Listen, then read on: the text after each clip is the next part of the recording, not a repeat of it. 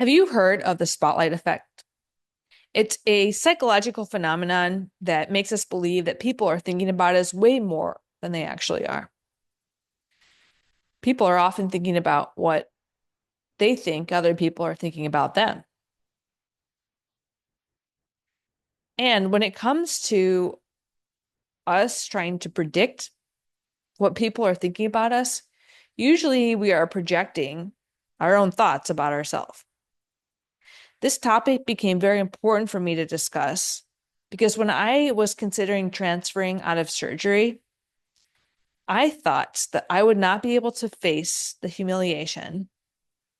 I had so much fear about what other people would think about me that I thought I needed to continue in residency or take my own life. And I think many people are trapped. They are trapping themselves in a position they no longer want to be in.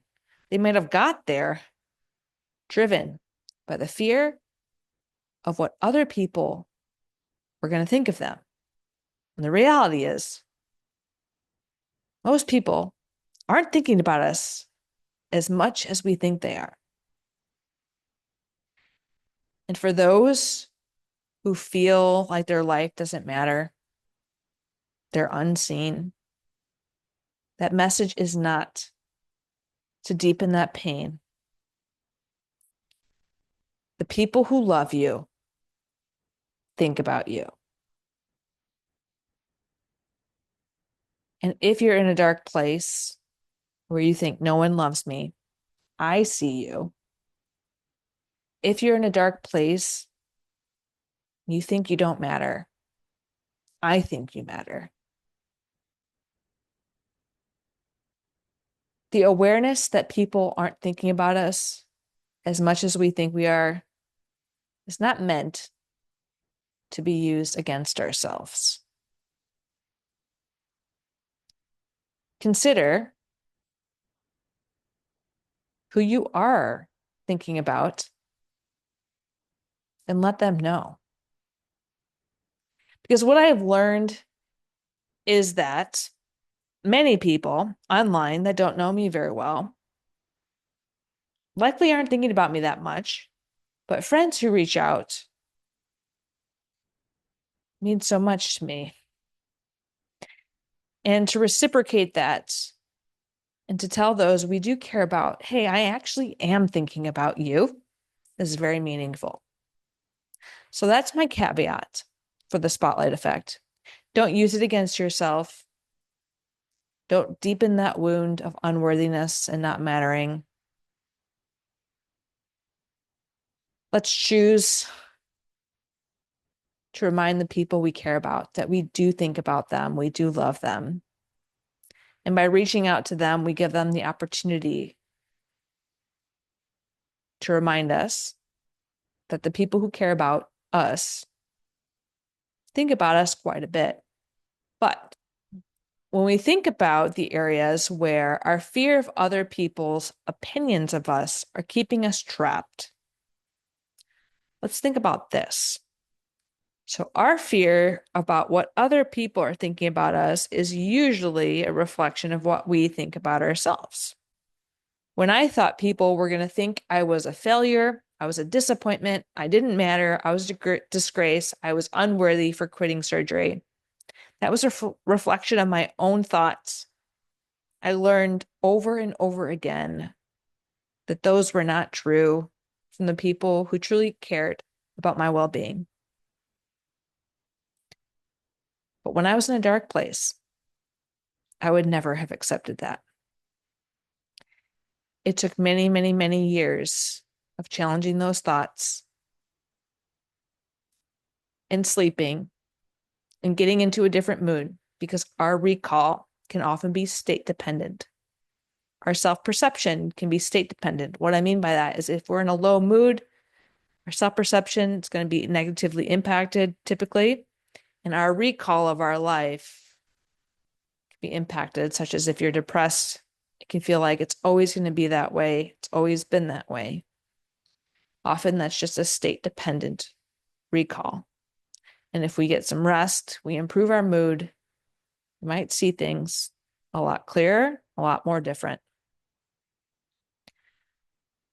When it comes to another step of this is when we hear comments from other people and someone actually does give us their opinion about us. Think about this. We spend our whole life trying to get to know ourselves. We give power to people who know how much about us, who spend how much time with us. We are the only one that spends 24 hours a day with ourselves, and we still are working on self-awareness for our entire lives or avoiding self-awareness for our entire lives. Like how much they truly know about you. Other people's opinions are impacted by their own biases, their own life experiences, and that snippet of your life that they see. So when I think about social media, people have 15-second clips of us and they comment and we take it personally. What can we do in those moments? Compassion, curiosity, non-judgment. When it comes to a comment that hurts us, I'm curious what that's bringing up for me. I'm curious what was going on in that person's life and what made them comment that. Compassion, if it caused some deep pain, and non-judgment for whatever arises and for whatever's going on in that person. Compassion, curiosity, non-judgment. I wonder why I feel that way. I wonder why that person chose to say that to me today. Having that perspective has helped me have a sustainable presence online. Without it, I used to take everything personally. I learned a lot through being online when it comes to self-awareness about where I still needed to do some work. So now, with this awareness that people don't think about you as much as you think they are, how may you use that to free yourself? Where is the fear of other people's opinion holding you back? The fear of what you think other people are thinking about you, how is it impacting you? And what would you like to do about it?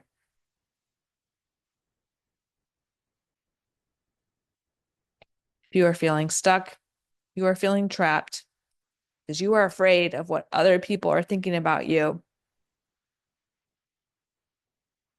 I see you. I was there. I get stuck there at times. And then I remember people likely aren't thinking about me as much as I think they're thinking about me.